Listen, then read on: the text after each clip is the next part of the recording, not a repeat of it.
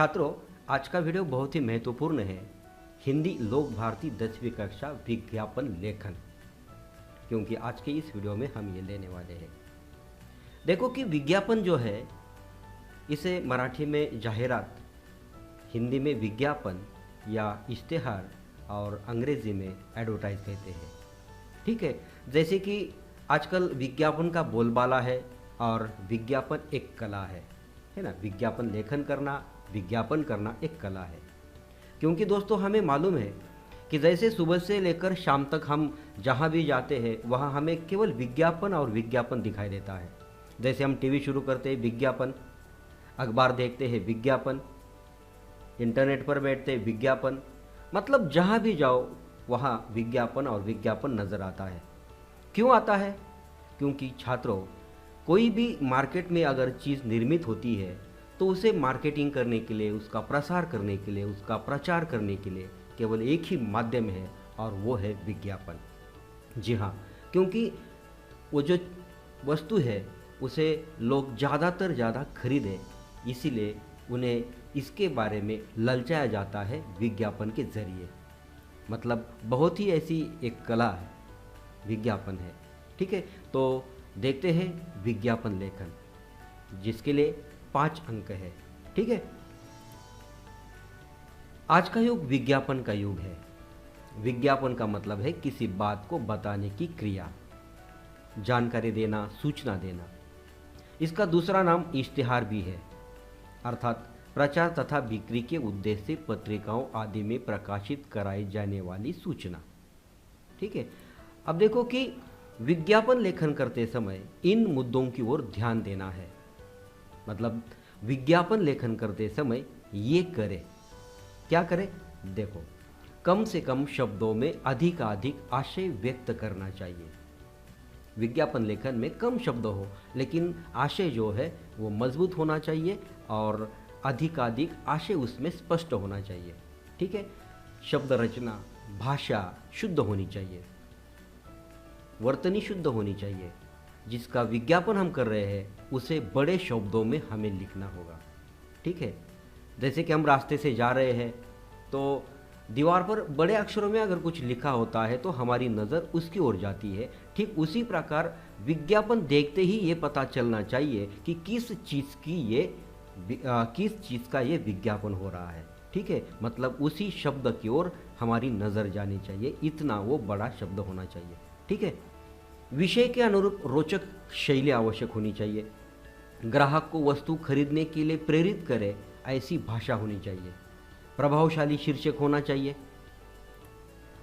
विज्ञापन लेखन करने से पहले चौकोर या आयत बनाना जरूरी है।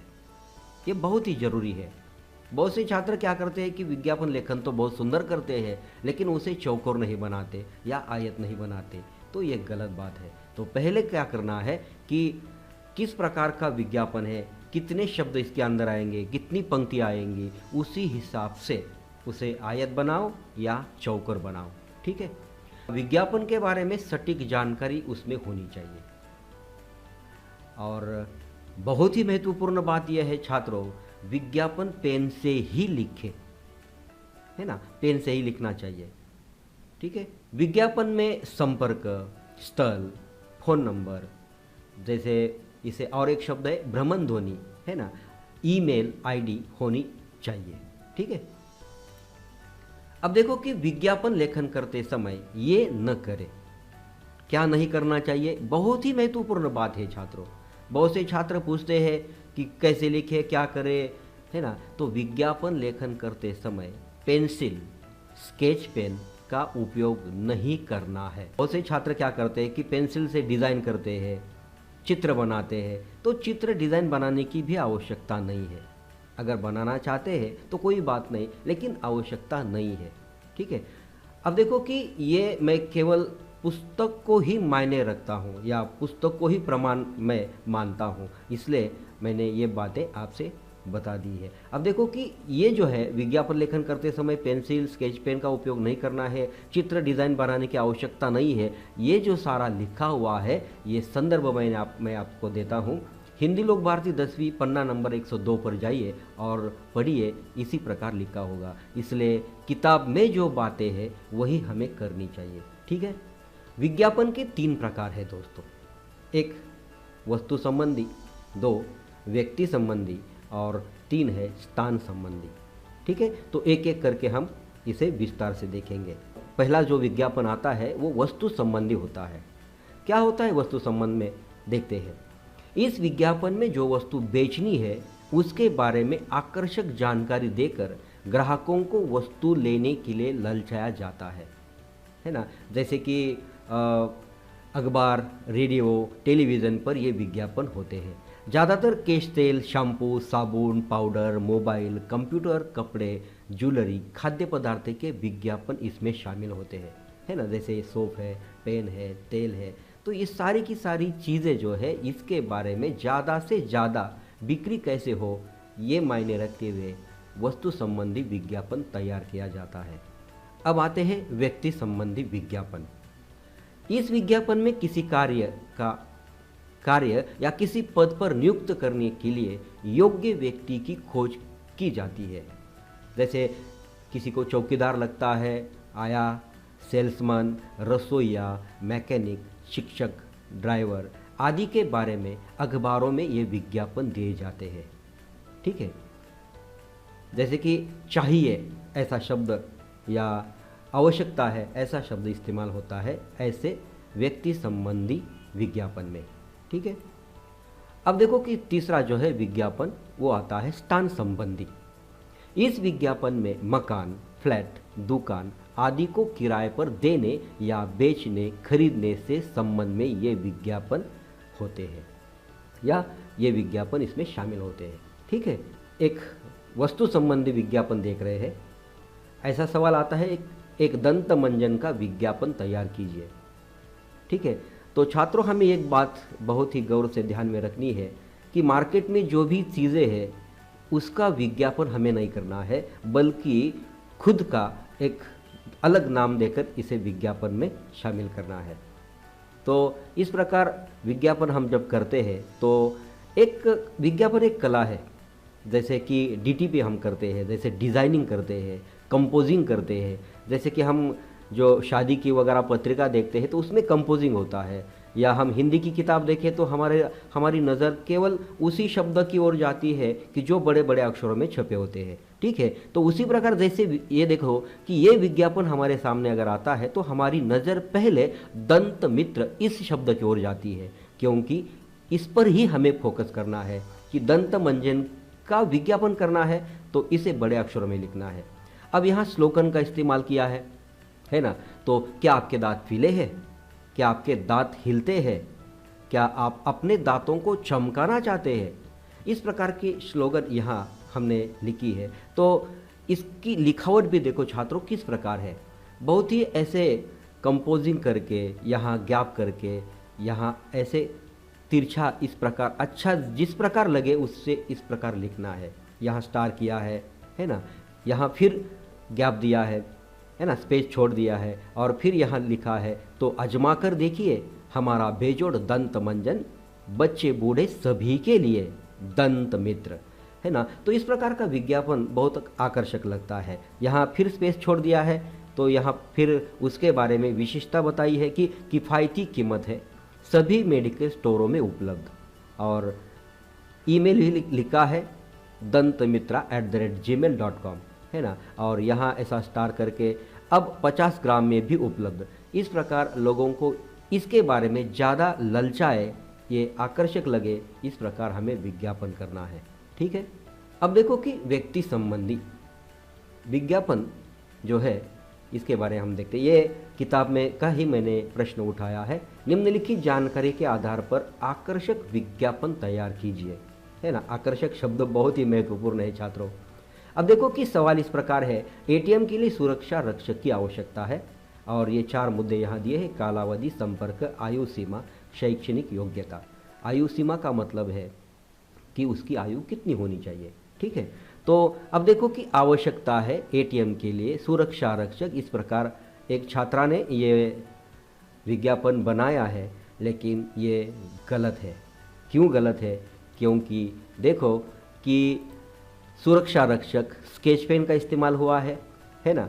तो इस प्रकार स्केच पेन का इस्तेमाल नहीं करना है, इसीलिए ये गलत है। ठीक है, तो सही कैसे है?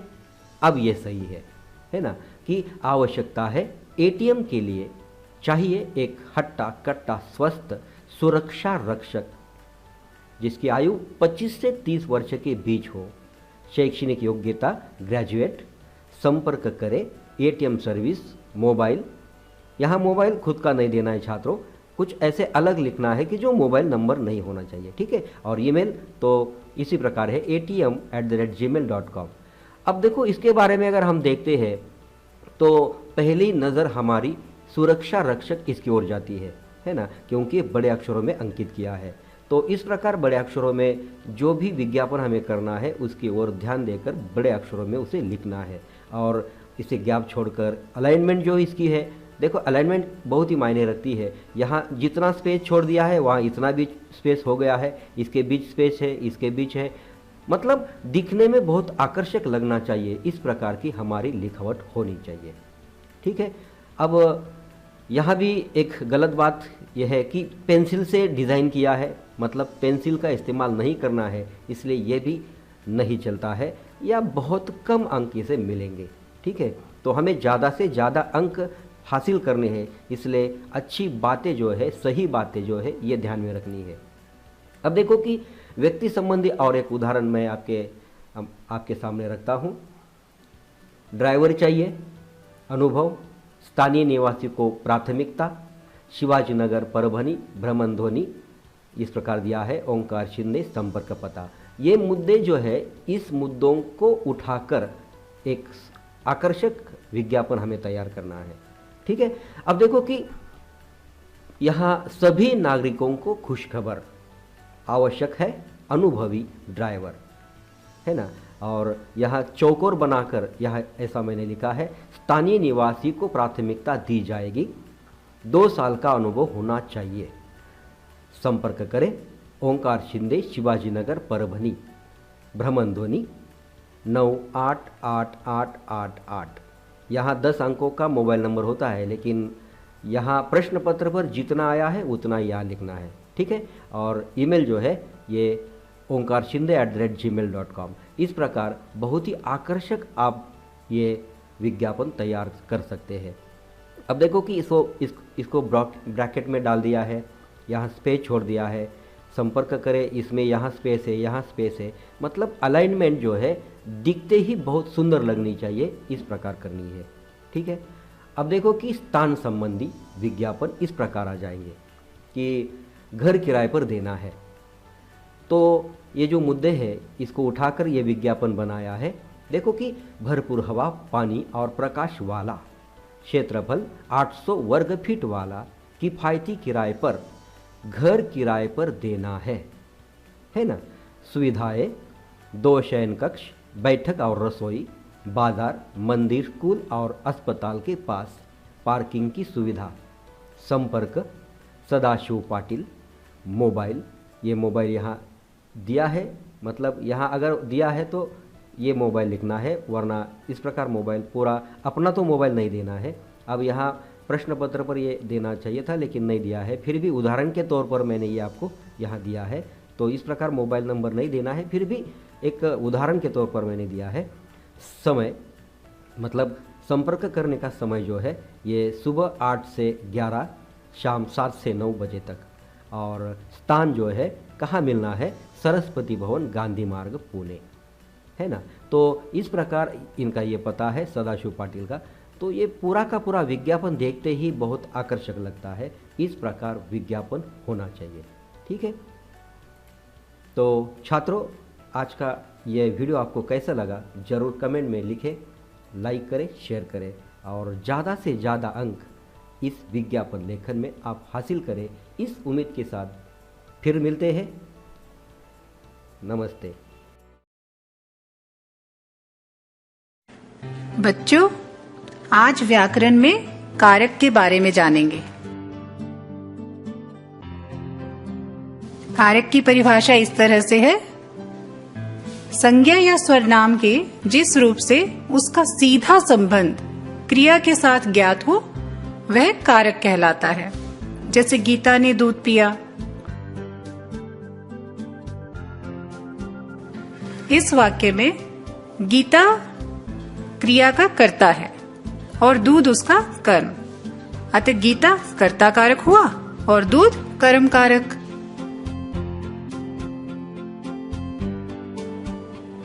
कारक के कुछ विभक्ति चिन्ह होते हैं। संज्ञा अथवा स्वरनाम शब्दों के बाद ने, को, से, के लिए आदि जो चिन्ह हैं कारक विभक्ति कहलाते हैं। हिंदी में 8 तरह के कारक होते हैं। उन्हें विभक्ति चिन्हों सहित इस तरह से देखा जा सकता है।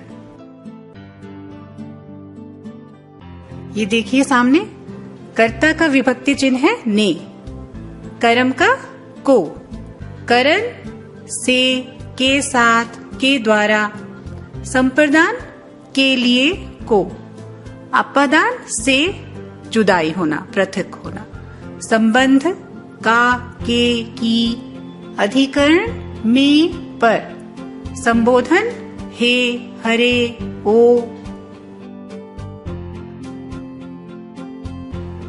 कुछ विशेष बातें हैं ध्यान देने के लिए। जैसे कर्ता से अधिकरण तक जो कारक हैं उन पे विभक्ति चिन्ह शब्दों के अंत में लगाए जाते हैं, किंतु संबोधन कारक के साथ जो चिन्ह लगते हैं वो शब्द से पहले लगाए जाते हैं, जैसे हे, हरे। कारक के प्रकार उदाहरण के साथ हम अब समझेंगे। नंबर 1, कर्ता कारक। जिस रूप से क्रिया के करने वाले का बोध होता है वह कर्ता कारक कहलाता है। इसका विभक्ति चिन्ह ने है। इस ने चिन्ह का वर्तमान और भविष्य काल में प्रयोग नहीं होता है। इसका सकर्मक धातुओं के साथ भूतकाल में प्रयोग होता है। जैसे राम ने रावण को मारा, इसमें ने जो कारक है वो कर्ता कारक है। कुछ और विशेष बातें देखिए। भूतकाल में अकर्मक क्रिया के साथ भी जो ने चिन्ह है वो नहीं लगता है। वर्तमान और भविष्य की सकर्मक क्रिया के कर्ता के साथ ने चिन्ह का प्रयोग नहीं होता है। और नंबर 3 में देखिए, कभी कभी कर्ता के साथ को तथा स का प्रयोग भी किया जाता है। नंबर 2 है कर्म कारक। क्रिया के कार्य का फल जिस पर पड़ता है वह कर्म कारक कहलाता है। इसका विभक्ति चिन्ह को है। यह चिन्ह भी बहुत से स्थानों पर नहीं लगता है। भूतकाल में अकर्मक क्रिया के कर्ता के साथ भी ने चिन्ह नहीं लगता है, जैसे वह हंसा। वर्तमान काल व भविष्य काल की सकर्मक क्रिया के कर्ता के साथ ने प्रसक का प्रयोग नहीं होता है, जैसे वह फल खाता है या वह फल खाएगा।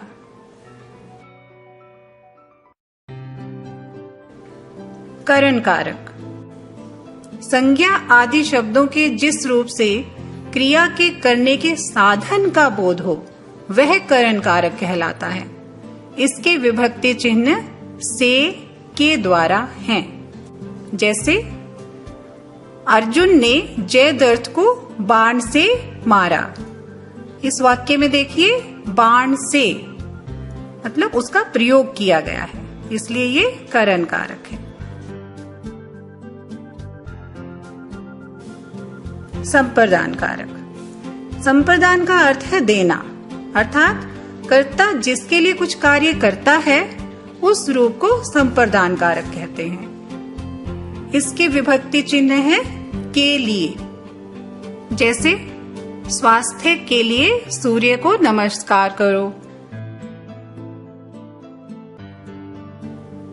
5वां कारक है अपादान कारक। संज्ञा के जिस रूप से एक वस्तु का दूसरी से अलग होना पाया जाए वह अपादान कारक कहलाता है। इसका विभक्ति चिन्ह है से।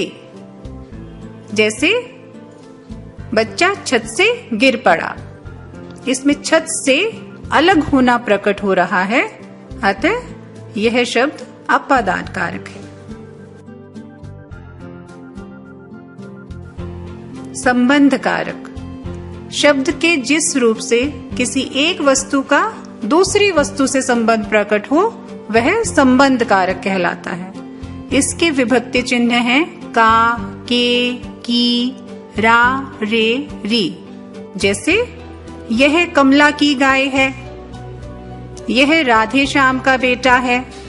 इन वाक्यों में गाय से संबंध प्रकट हो रहा है, राधे श्याम से संबंध प्रकट हो रहा है, इसलिए इन्हें संबंध कारक कहते हैं।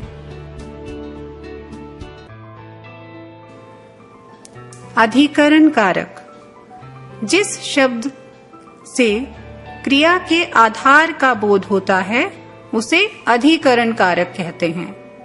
उसे विभक्ति चिन्ह में कैसे प्रकट करेंगे? में, पर।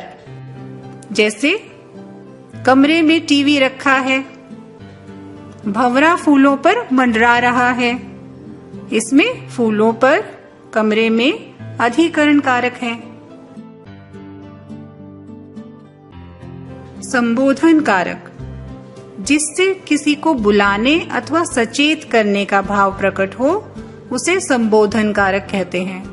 संबोधन चिन्ह इस तरह से लगाया जाता है, जैसे अरे भैया क्यों रो रहे हो, हे गोपाल यहाँ आओ।